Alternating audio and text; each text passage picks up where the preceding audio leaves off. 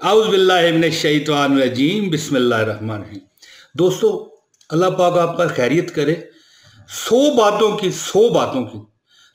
बातों की मैं एक बात आपसे कहना चाहता हूँ कि जिसने इस्तिग़फ़ार अपने ऊपर लाज़म कर लिया, मैं कहता हूँ कि लंबी तकरीर कर जाऊँ, वीडियो को लंबा बना दूँ, छोड़ें।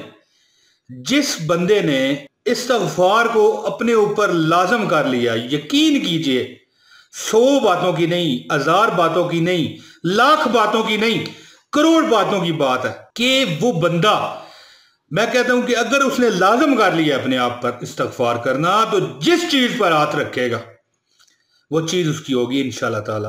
बड़ी बड़ी हकायात मौजूद हैं मुस्तनद इस्लामी किताबों में। मुख्तसर बात करना ये चाहूंगा कि नबी मुकर्रम हज़रत मोहम्मद सल्लल्लाहु अलैहि वसल्लम ने इस्तिग़फ़ार करने वाले पर 3 इनामात बताए हैं।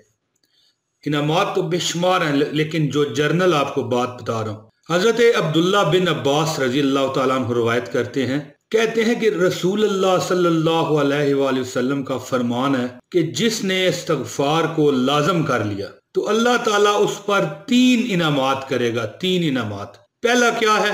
अल्लाह उसे हर गम और तकलीफ से निजात देगा। और दूसरे नंबर पर क्या है? अल्लाह ताला उसे हर तंगी से निकलने का रास्ता उसके लिए पैदा फरमा देगा। और नंबर 3 पर अल्लाह उसे ऐसी जगह से रिज़्क़ देगा, अल्लाह उसे ऐसी जगह से रिज़्क़ देगा जिसका उसको वहमो गुमान भी नहीं होगा। इतने फ़वाइद हैं दोस्तों।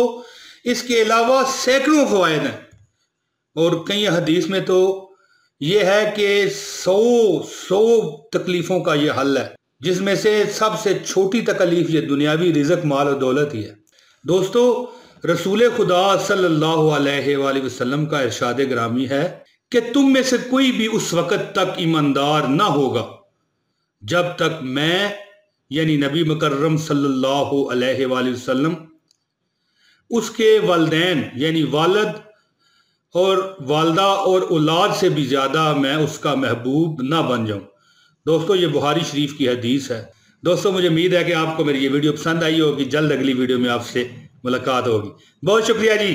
अस्सलाम वालेकुम व रहमतुल्लाहि व बरकातहू।